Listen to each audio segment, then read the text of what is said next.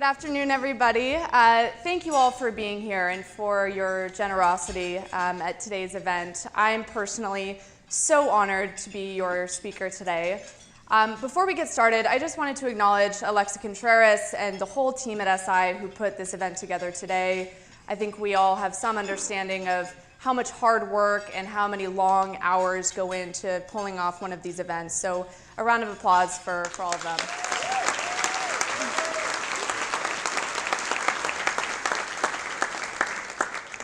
When I received the invitation to speak today, I took a second to look at the long list of the speakers that came before me. The very first speaker in 1990 was my cousin Hillary and Jeff's father and father-in-law, Judge Bill Newsom, who we lost recently, but whose story, whose long, full life continues to inspire us. And I'm humbled to be in his company as a speaker this year. Hillary's brother, our new governor, Gavin Newsom, was also a speaker. Dan Fouts was a speaker, Sandra Day O'Connor. I'm sure many of you saw all of them speak. Unbelievably humbling experience for me to see all of those names on this list. So to the SI alumni community, thank you so much for having me today. As I was reflecting on 30 years of coeducation, I was thinking about the genius who decided to turn SI co-ed. And I was going to give Brother Draper an opportunity to take credit today. I don't know where you are, Brother Draper. But I was reflecting on how all of the women, all of the girls who have had access to one of the best educations or the best education in the city and how that's affected all of our lives. And then I was thinking, and I think almost more so, how much our community has benefited from having women in our institution. I think that the ways that we've benefited are immeasurable. I started to reflect on some of the women in my life who I'm closest to. Regina Moore, where are you? And her sister Madeline, who couldn't be with us today, who's in New Zealand. The two of them, for those of you who don't know, have traveled the world supporting the health of women and children. In the most vulnerable, underserved communities in the world. It's hard to imagine an area of service that is more important than that one. My good friend, Kelsey Harrison, I don't know where you're sitting, Kelsey. She's going to hate that I'm going to bring up that she's a brilliant Harvard grad, but also somebody who did what I consider to be the near impossible. Kelsey ran across the country running more than a marathon a day. I don't know how you wrap your head around that, especially I can't, as someone who probably has never run more than 3 miles. But Kelsey did this all to raise awareness and to raise money for lung cancer research. I think that we still don't know the full effects of that. The last example that I want to bring up is my dear friend Jill Costello, who we lost in 2010 to lung cancer. Jill's fight, Jill's advocacy, Jill's voice continue to change the way that we look at lung cancer and the way we treat lung cancer. And I'll just give you one quick example of how that is. Jill supported an organization and helped fund research that has recently determined that there is a different type of lung cancer, which is called young lung cancer. Now, the reason that's important is because doctors and researchers can now come up with targeted treatment for this type of lung cancer. So now the prognosis for young women who are today in the position that Jill was in, they now have a different fate. They now have the opportunity to beat lung cancer, which is what Jill's goal was. A round of applause for that.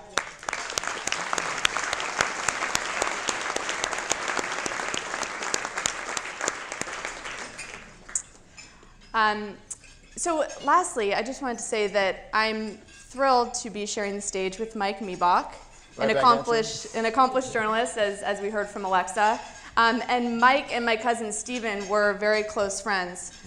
Chelsea Kanata actually was telling me yesterday that you guys actually babysat me one time, and you put That's on. That's not good because I don't remember that.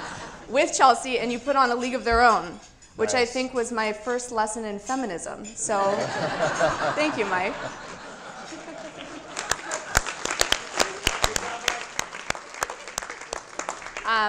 And I'm so happy to announce that today we are all supporting Stephen Kanata, my cousin's scholarship.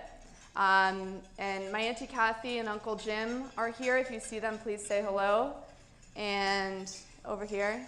And Stephen's siblings, Teresa, Chelsea, and Bridget, are also here.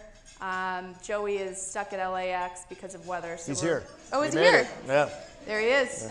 Hey, dude, you made it. Nice. And I'm also thrilled that we're all supporting Jill Costello's scholarship. Mary and Jim Costello are here. If you see them, say hello, and Kevin and Shelby.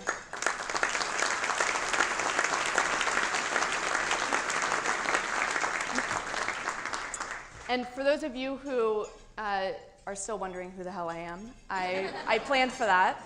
So we have a video that's just going to show a little bit of the work that I've done over the last few years. And let's see if we need to, oh, these are the questions. So why don't we play the video, and then Mike and I will have a chat. Thank you again.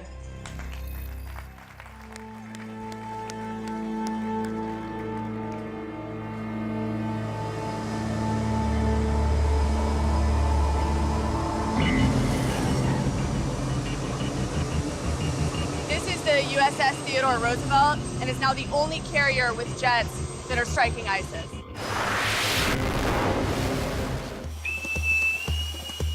We can sleep well at night knowing that these are bad people and they deserve what's coming to them. They represent a worldview that is unacceptable to any reasonable or rational person. We're going to beat that worldview out of them 500 pounds at a time.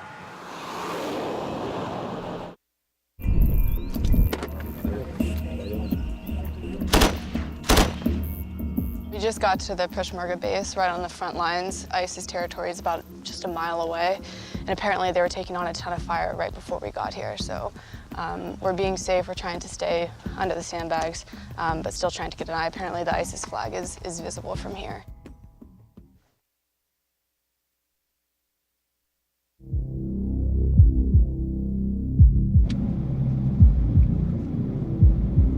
So we're coming up on Ely State Prison right here in Nevada. This is where Scott Dozier has been on death row for the last 10 years. So you're going to be dead in 2 days? Yeah, I am. Have you processed that? I mean, as much as a person can, right? I mean, that's a heavy-duty thing, isn't it? Do you think you deserve the death penalty? No, I don't, though, actually. However, I think that if Jeremiah Miller's family really thinks I killed him, they should have the opportunity to kill me. Local oil businessman Don Wazzaro helped us secure access to one under the protection of a paramilitary group that provides security for the oil thieves.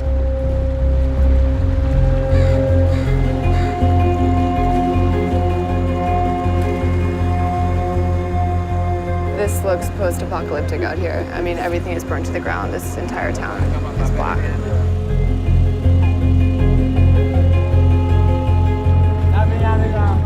We're surrounded by oil. This is the most combustible environment you could be in. They are putting fire into the oven to start the refining process. Mama sewed the rags together, so in every piece with love she made my coat of many colors that I was so proud of. So, tell me about the sweater you're wearing. It's a coat of many colors, like Dolly Parton. I turn Katy Perry and Dolly Parton like 30 times a day. You want to grow up to be like them? Mama says I might grow up to be the president. Yeah? Mm-hmm. What would you change about the world if you were president? Let trans people be free and go to the bathroom they want to go to.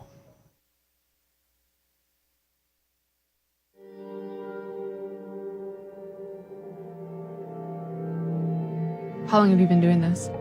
12 años. 12 años. And how many people have you killed? Como unas 25, 30 personas. Puros hombres, nada más. Does the police ever help you get away with it? Sí. Te digo que pues, el comandante de la policía pues, es el que me contrata. We had never seen these cells before. It was all under wraps and no one knew what was really happening here. Now we're seeing we it. will cover that It's just as bad as we shortly. imagined. So this was the headquarters area. When you hear that everyone was out here in the heat, the detainees were out here in the heat sweating, so was the headquarters guys. There was no air conditioning here on camp.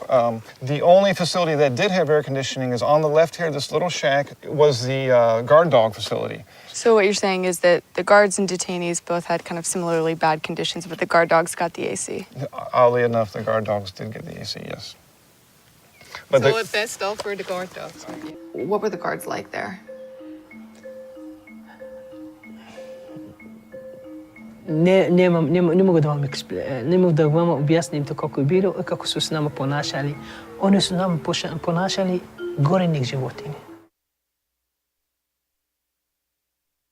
We're following these railways, which are going to lead us all the way up the mountain. Probably be hiking for the next 5, 6, 7 hours till we get to the French border, and that's when we'll cross over. How many times have you tried to cross into France? This is my first time. Think you'll make it this time? God knows. If you are reached here, you are lucky, by the way. In Sahara, many people are dying. Even in the sea, Yeah. many people are dying.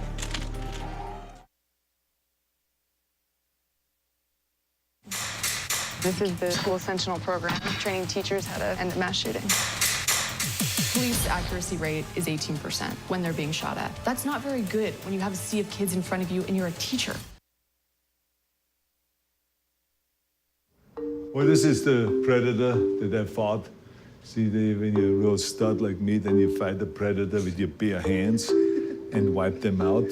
Then here, the Terminator traveling through time. Of course, if I could do this in real life, I would travel back to 1812 and wipe out gerrymandering. Arnold Schwarzenegger is now taking on partisan gerrymandering, or the drawing of voting district lines in favor of one party, which he sees as a huge source of political gridlock.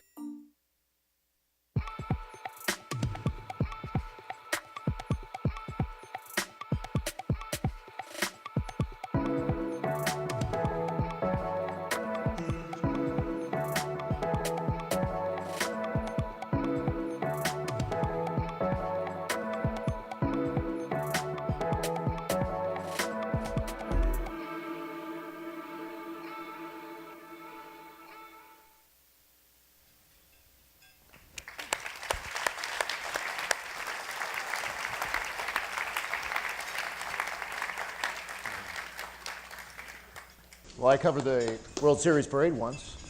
My goodness gracious. Anyways, this phenomenal video. Look, I love being here. I love that each and every one of us is out there kind of on a journey in life, that we're making memories, that we are telling stories, sharing stories, and creating our own stories. You know, our lives are crossing paths for the first time today. Yeah. We spoke on the phone just a couple weeks ago. And to go back to Stephen, who you talked about briefly, I mean, I really do feel his presence in the room here. And I can only picture him just smiling ear to ear, going, what is going on? How did this happen? I can too. But I've said this before, that one of my favorite words is inspiration, inspire. And I love what you're doing. I love what you've done. And I'm really excited about what you're going to do. So it is an honor, first and foremost, to be on this stage with you today. So thank you for having me. I remember when it was the fall of 1990 and I first stepped foot on the SI campus, took the yellow bus, Novato to San Francisco, very shy, late for my first class. What was your early years on campus like? Who were you, and who were you when you left? That's a good question. I mean, I think coming out of 8th grade, you know, my whole world was sports and friends and sub-center. And I, you know, had watched my two older brothers go through SI, and I've, remember hearing my dad and cousins' stories about SI, and it was sort of this legendary place, that you heard about your whole life. And I have to say, coming out of SI, I think it really lived up to it. And I would say the single most important lesson that I learned at SI is we are people for others. And I've been reflecting on that a lot lately. That has really stuck with me, and it's something I think a lot about, and I think it's something in part that drove me to the career that I chose. What about Vice? Why that type of journalism compared to others? I started at ABC, and that was a great place to learn the foundations of journalism, and I had a lot of great mentors there. But as they started to move more towards sort of entertainment news, it wasn't aligned with the reason that I got into journalism. And I discovered Vice. My husband Kyle introduced me to them and started watching their documentaries, and all of a sudden, that was it. I kept trying to sort of think about, what I wanted to do, and I could see it in my mind, but once I saw Vice, I said, that's it. They're not cutting things into 30-second videos. They're not relying on flashy graphics. They're listening to people, They're doing longer form content that is resonating with young people. And so immediately I knew that's where I wanted to be. So I've been in a few markets, Kansas, Topeka, Kansas, Tucson, Arizona, and then back here in the Bay Area. And there's been times when we've had consultants come in and tell us, that's too long. And that was 90 seconds too long. Like, get it down to, 70, maybe 65. We're talking about 15 seconds. And it always kind of drove me crazy. And I always enjoyed the long format, kind of what you're doing. And the reason being, because I would ask them, I said, well, why? Why do you want me to cut it 15 seconds? And they say, well, 20-year-old, 30-year-olds, they want it now. Yeah. They don't want it in 4 or 5 minutes, which drove me crazy. Yeah. Do you get the sense that, because I disagree with that. I disagreed with the consultant on that particular day. Yeah. I understand why that perspective is there. And I think that to some extent there is truth in it.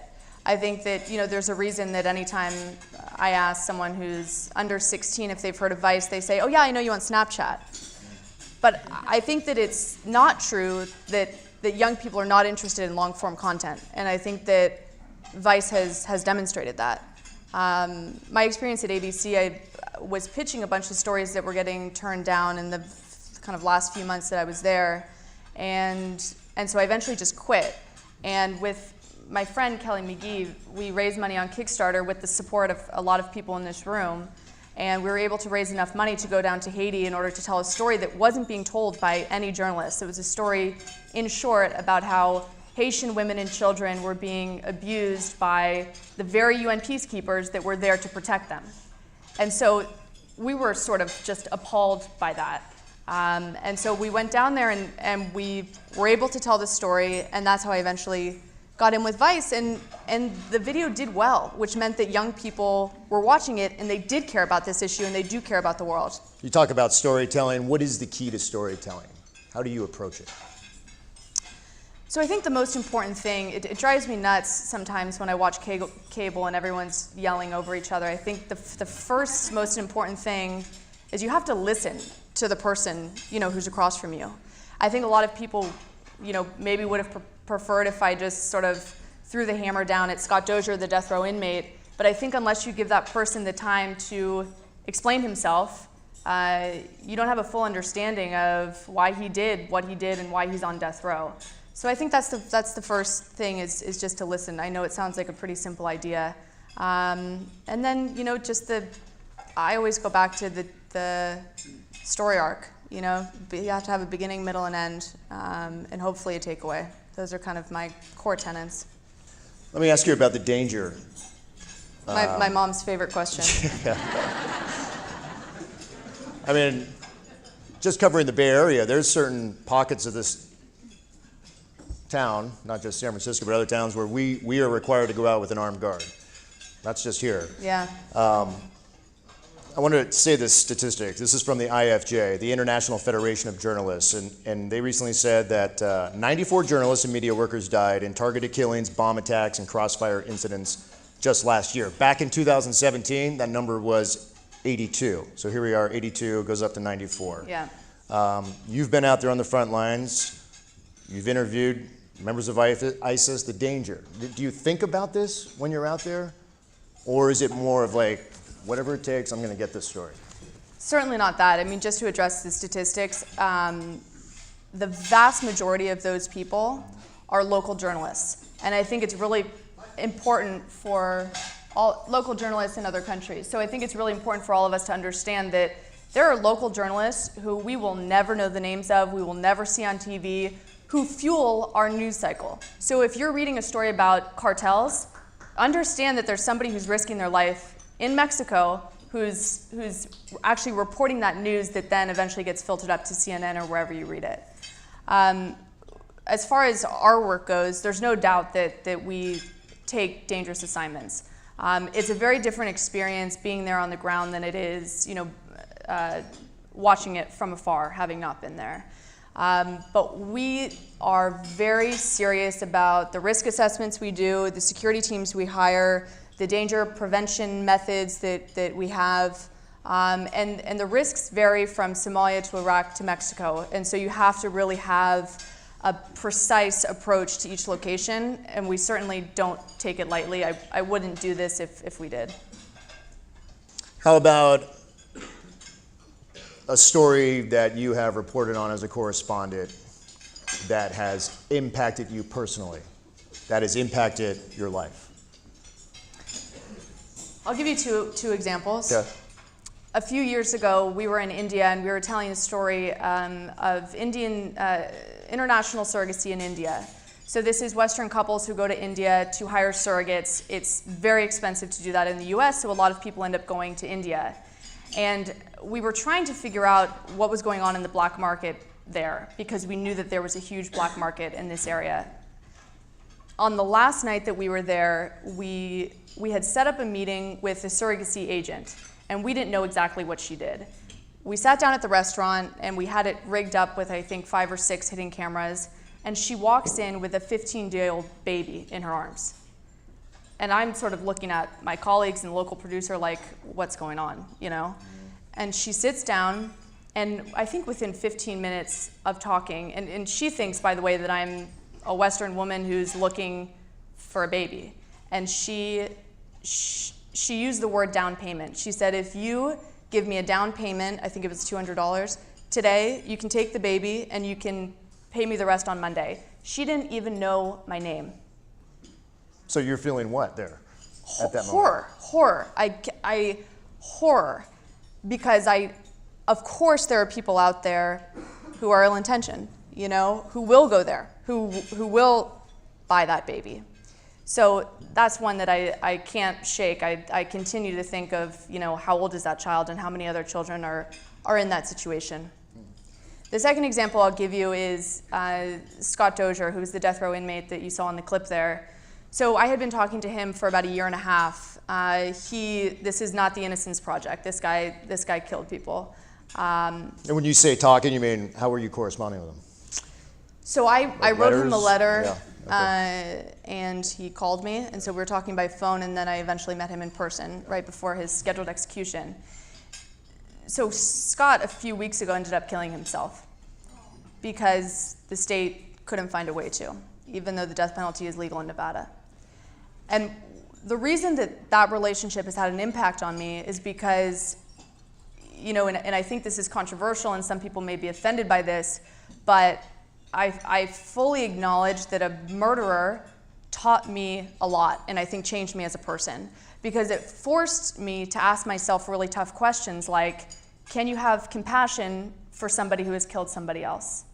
Should the death penalty be legal if we don't know how to carry it out? He called me on a Sunday afternoon after I had only been talking to him for a couple months, and he said, hey, Gianna, I'm sorry to bother you on a Sunday afternoon. I just wanted to ask you a question. Really light question for a Sunday afternoon. He said, do you think it's possible to have killed someone but still be a good person? And my sort of quick reaction was, well, we have people who are serving overseas. I think that's like a good example. There are women who fight back in domestic violence situations, I think. But, I think he was reflecting on his own life. And I think the answer to that is yes. Yeah. And I believe in punitive measures for people like Scott but I also believe in treating death row inmates and violent offenders as human beings, not as monsters. So when I got into this, I mean, the '89 earthquake kind of opened my eyes to the lights and the cameras and the storytelling that is so important to us. And I always kind of had an interest in journalism after that, and I'm lucky enough to be a part of it. But when I graduated journalism school, it was the spring of 2000, and I look at journalism today, just how you get the news, right? Before the phones. In fact, I was having dinner in San Francisco, I think, with Brendan Jacobson, another '94 grad, and he gave me a Giants score. And I said, how do you know the Giants score? And he said it was on his phone. He had like a BlackBerry. I'm like, it was like things were changing. Yeah. I'm still mad I didn't have that phone before him, but he was the first person to do this, you know, all dinner. What is the future of news, you think? That's a really big question. I think that a lot of us have been discouraged with the direction that we've seen news go in, especially as it's become more and more partisan, with less and less real information and less truth. But I'm hopeful. I'm hopeful because I think that there is a group of hardcore journalists, and this is, I'm not talking about myself, I'm talking about journalists in politics, who are not deterred. They're not deterred with the way fake news has gained traction in different parts of the country. They're not deterred by the attacks that they've received from our president and his followers. I'm really encouraged by that. I think when we talk about the future of news, a huge indicator of where we're going to go and who the winners and losers are going to be is business. Part of the reason that networks, I think, are losing their young viewerships and their viewerships are not growing the way they were in the past is because they're fully reliant on ads, and their content is changing as a result of it. Vice has a different type of business model, and I think more and more digital companies are understanding that they have to change in that way in order to survive.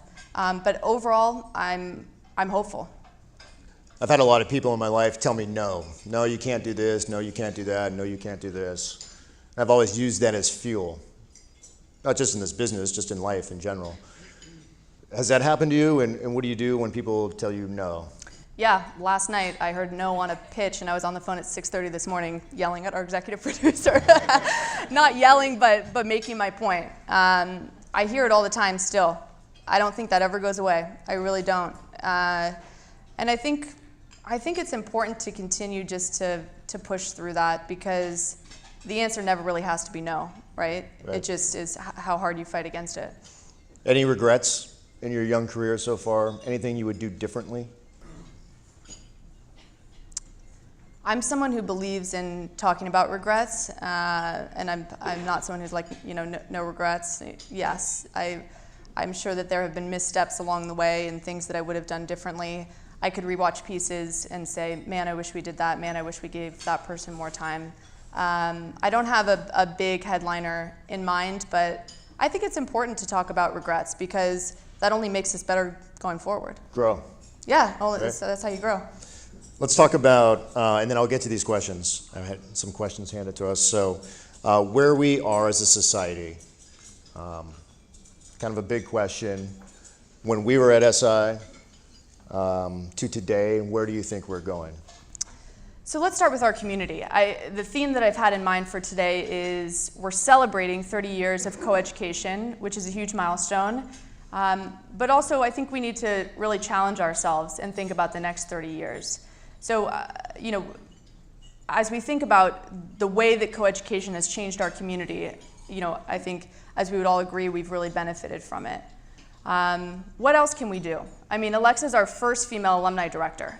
That's incredible, but that's also late, I'm our first female alumni speaker today. Same thing. Yeah, And so I think that we need to be a little tougher on ourselves, and this is the perfect environment to do it at our tables. When young girls and boys go to church on Sunday, they see the pillars of our communities, the people that we respect most on the altar, but they're also only seeing one gender. And I think we have to ask ourselves, does that reflect our values? It's not an easy change. It's not something that happens overnight, But it is something that I think we need to face. We need to face and we need to ask those hard questions, or we won't be, progressing the way we have the last 30 years. Another example, and my cousin Mike Fair and I were talking about this the other day, the Bruce Mahoney. So the Bruce Mahoney is fundamentally a boys' competition where girls get to play before the boys. And the experience of a female athlete who was on really great basketball, I'll just use basketball as the example, teams, you go into USF and the gym is empty. And then as you get closer, it's not as the game gets more exciting, it's as you get closer and closer to the boys' game, the stadium fills up. So what about changing best of 3? Why not do best of 5? And it's 3 boys' games and 2 girls' games, and all of a sudden the girls' games are consequential, and people start showing up.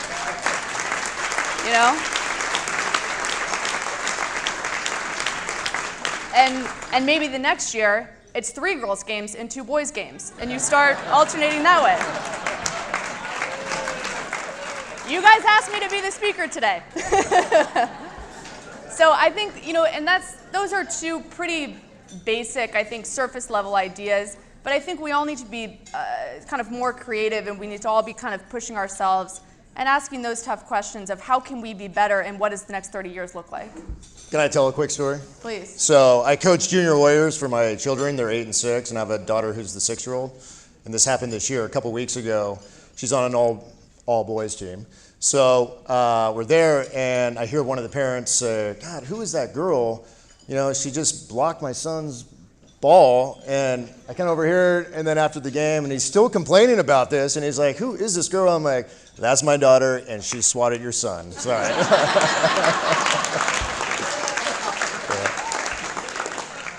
I don't know, what class is that? I can't do the math. All right, here's one question from the audience, no names attached. You are engaged deeply with people and topics that are emotionally taxing. How do you manage shouldering that burden without blocking out the humanity? It's a really good question, and one that I'm still figuring out, to be honest, because, oftentimes, and it kind of depends on where we are in the season and what stories that I'm telling, but there are a lot of times where I'm really surrounded by darkness. And a lot of the people we meet, I think they have light to their stories, and their perseverance and their strength is inspiring and certainly lends perspective on my own life. But I would say it's one that I'm still figuring out. I think coming back from shoots, it's important to step away from it. And what I do is I step away from it and I spend time with my husband and with my friends and just try to decompress and not think about those stories. It doesn't feel great, though, being in a community and seeing what people are going through and then hopping on a flight back here. Okay, next one, 24-hour news cycles, cell phones, social media. What's your opinion on the impact on society? This is from Vicky. So I'm a big believer in technology has provided more good than bad. And I think that there's a constant, struggle there. But I think the kind of most amazing thing is that it has connected all of us. The digital connectivity across the world is powerful. It's allowed for movements like the Arab Spring and the Me Too movement to take off, which otherwise would not have. We would not have had those movements without social media. So I think it's a great education tool for people who otherwise wouldn't have access to that information. All right, this is a good one to follow up. With so many channels and outlets, how do you ensure professional journalistic standards are upheld? Fake news. Yeah, I think journalists more than ever have to be incredibly careful with what they're reporting and with fact-checking, what they're reporting. You can't give anybody on the fake news side, for lack of a better phrase, an opportunity to hop on a misreport. Otherwise your credibility goes down the toilet and the public doesn't trust you. So I think it has never been more important. Any lessons, words of wisdom from teachers or classes at SI that still remain with you in your work today? Mr. Bjorkquist, sophomore year, English.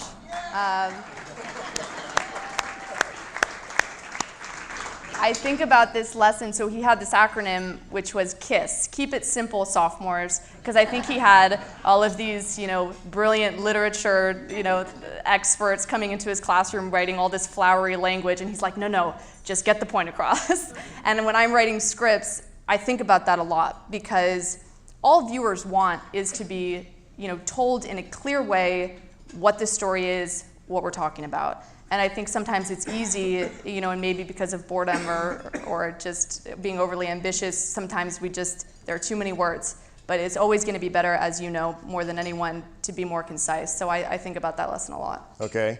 Let's see. This one is Shane Smith, Walt Disney Company, A&E, TPG Capital, Fox, owners of Vice News. How much freedom? I think the point is, how much freedom do you actually have in what you get to put on air?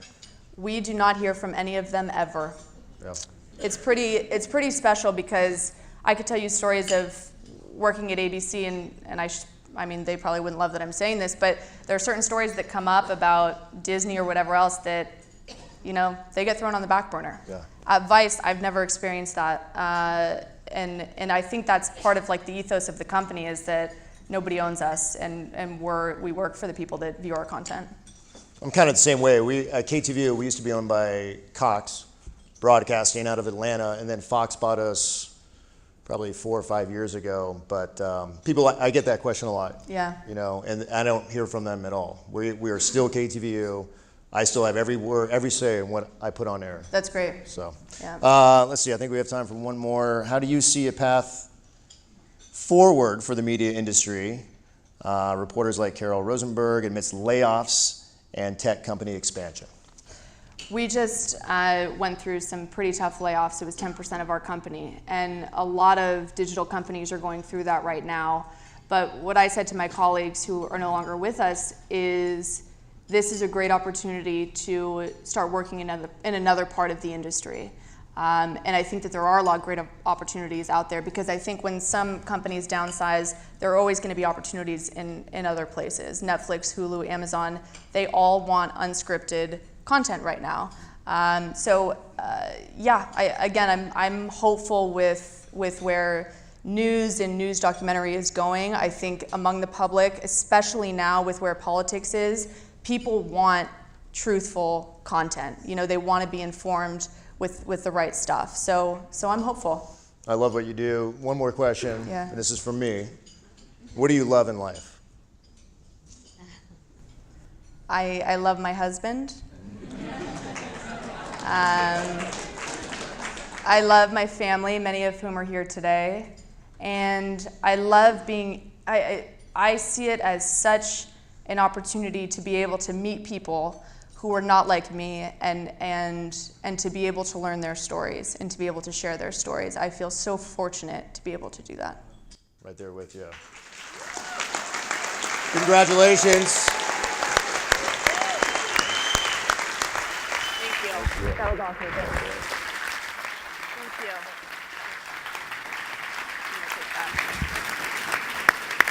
Take it in. Yeah, take it in. Come on. You're alone. Thank you. Very proud of you.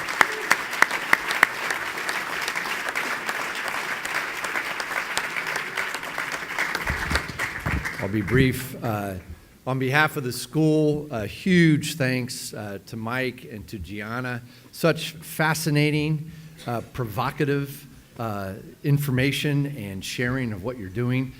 And how refreshing is it to have especially for those of us in Catholic Jesuit education, to see someone with that posture of listening today and to really look at the human person. So thank you for sharing your work with us. That was just utterly amazing. You made not only the Toboni Driscoll clan here today so proud, but your SI community so very proud. Thank you very much. Thanks, Joe.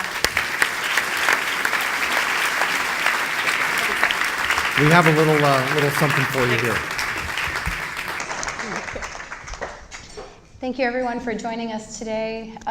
One final reminder to Gianna, as you are an ambassador of what it is to be an Ignatian, we want you to know that we are also in support of you and your stress management, because at the end of the day, we are people, men and women here with and for each other and for you, because it's a lot of hard work that you do. So thank you for being here, and happy Valentine's Day, everyone.